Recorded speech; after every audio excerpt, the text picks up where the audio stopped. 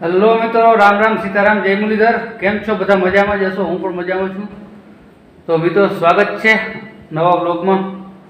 તો આજે આપણે આવ્યા છે આપણા દાદાની વાડીએ. મકાનનું કામ ચાલુ છે, તો તમે જોઈ શકો છો. તો કન્ટિન્યુ વિડીયોમાં બન્યા રહેજો. અને નવા મિત્રો કોઈ આપણો બ્લોગ જોવે તો ચેનલને સબસ્ક્રાઈબ કરી દેજો. તો વિડીયોમાં બન્યા રહેજો, તમને બતાવું. અને આપણે જો અત્યારે અહીંયા તમે જોઈ શકો છો, લાદી ફિટ કરવાનું કામ પણ ચાલુ છે. તો કન્ટિન્યુ બન્યા રહેજો, એનો વ્યૂ તમને બતાવું. અને કડિયા પણ આપણે મારા ફુવા જ છે. અને બાથરૂમમાં લાદી ચોંટાડવાનું કામ આલે છે. આ રસોડાનું કામ કમ્પ્લીટ થઈ ગયું છે, તમે જોઈ શકો છો. હજી થોડું બાકી છે અહીંયા ચીમની. તો કન્ટિન્યુ વિડીયો બન્યા રહેજો. તો મિત્રો, ફાઇનલી તમે જોઈ શકો છો, આ રૂમ કમ્પ્લીટ છે. આમાં કમ્પ્લીટ ફિટ થઈ ગઈ છે. ઓહરીમાં પણ કમ્પ્લીટ ફિટ થઈ ગઈ છે. અને બીજો રૂમ આમાં પણ કમ્પ્લીટ ફિટ થઈ ગઈ છે લાદી.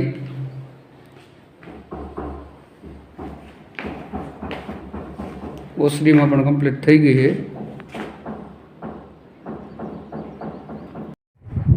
તો ફાઇનલી આપણે આવી ગયા અહીં. જો બાથરૂમમાં લાદી ચડાવવાનું કામ ચાલુ છે. એ ઓલા ટોપીવાળા છે ને, એ આપણા મારા ફુવા જ છે. એની બાજુમાં ઊભા એ કાકા છે, ઘરના જ કડિયા છે. તો જો આ બાથરૂમમાં લાદી ચોટાડવાનું હાલે છે. અને વિડીયો બન્યા રહેજો. એનો કંઈક વ્યૂ આવો છે, જોઈ શકો છો તમે. જો આ ઉર્જા બાજુમાં છે. કદાચ થોડો ઘણો અવાજમાં મિસ્ટેક થાય આ ઉર્જાના હિસાબે. આ બાજુ પણ એક ઉર્જા છે. અહીંયા જુવાર ઊભી છે.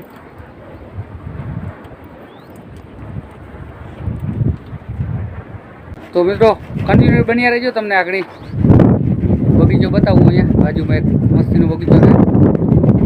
તો કન્ટિન્યુ વિડીયોમાં બન્યા રહેજો. હાલો, તમને હું બગીચો બતાવું. તો મિત્રો, ફાઇનલી આપણે આવી ગયા છે બગીચામાં. જોઈ શકો છો, પોપડી છે, સીતાફળી છે, આંબો છે. તો કન્ટિન્યુ વિડીયો બન્યા રહેજો. એનો વ્યૂ કંઈક આવો છે. જો આ બાજુ જુવારનો ઘેરો છે, આ બાજુ પણ એક છે. અહીંયા બારમાસીનું ફૂલ છે. તો કન્ટિન્યુ બન્યા રહેજો. આવી ગયા છે આપણે બગીચામાં. જોઈ શકો છો તમે, આ વાવ પણ છે. અહીંયા કૂવો,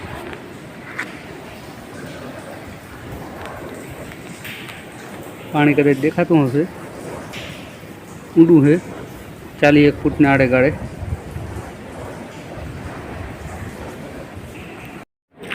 તો મિત્રો, જોઈ શકો છો, જામફળી. જામફળ તો નથી આવ્યા હજી.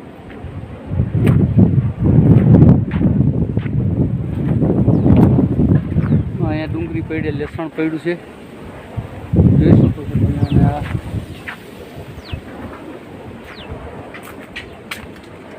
તો ફાઇનલી એનો વ્યૂ આવો કંઈક છે. મસ્ત એકદમ સરસ મજાનો બગીચો તમે જોઈ શકો છો. જો ઉપર ઉપર પોપડી દેખો,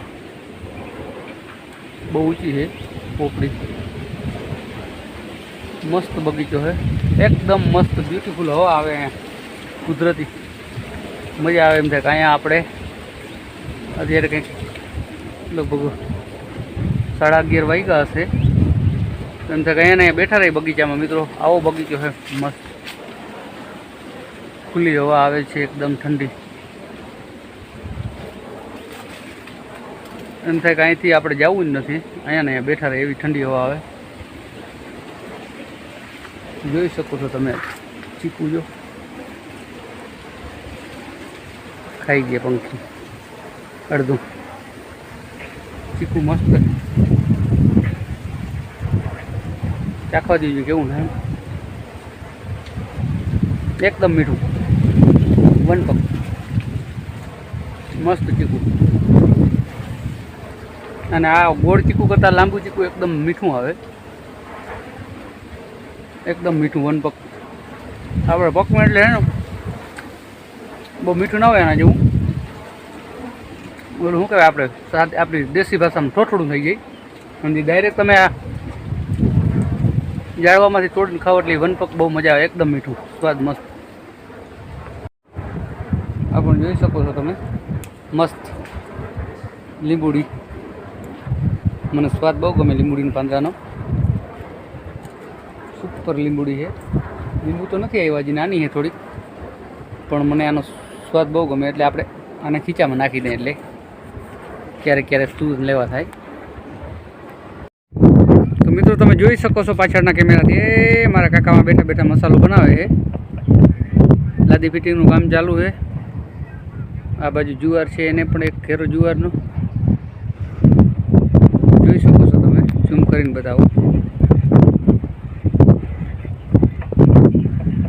તો આવું કંઈક વ્યૂ છે મિત્રો અહીંયા, મસ્ત મજાનો.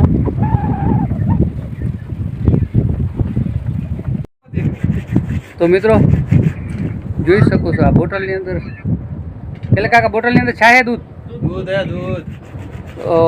આ કંઈક આઈડિયો છે, આપણે ખબર નથી. કદાચ આ કુંડીની અંદર નાખેલ હતી પાણીમાં, કદાચ દૂધ ના બગડે એના માટે કદાચ કુંડીમાં નાખી દીધી છે. તો પાછી આપણે એને કુંડીમાં સપ્લાય કરી દઈ, દૂધ બગડે નહીં એટલા માટે ઠંડુ છે.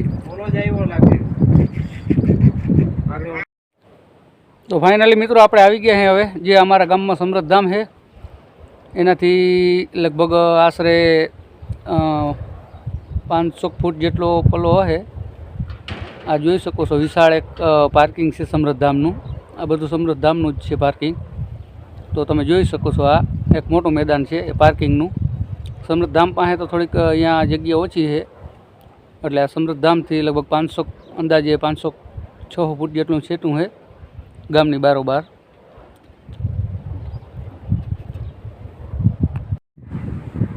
તો મિત્રો વિડીયો કેવો લાગ્યો કોમેન્ટમાં જણાવજો, અને નવા મિત્રો હોય તો આપણી ચેનલને લાઇક શેર સબસ્ક્રાઈબ કરી દેજો.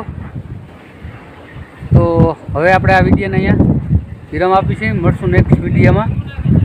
અને આપણો આગલો વિડીયો પણ સમૃદ્ધ ધામનો હતો, સરસ મજાનો એક એ અમારા યસે ઉતાર્યો મારી છોકરે, તો એ પણ સારો છે, જોજો. અને આપણી ચેનલ લાઇક શેર સબસ્ક્રાઈબ કરજો. તો બાય બાય બધા મિત્રોને. જય મુરલીધર, જય દ્વારકાધીશ.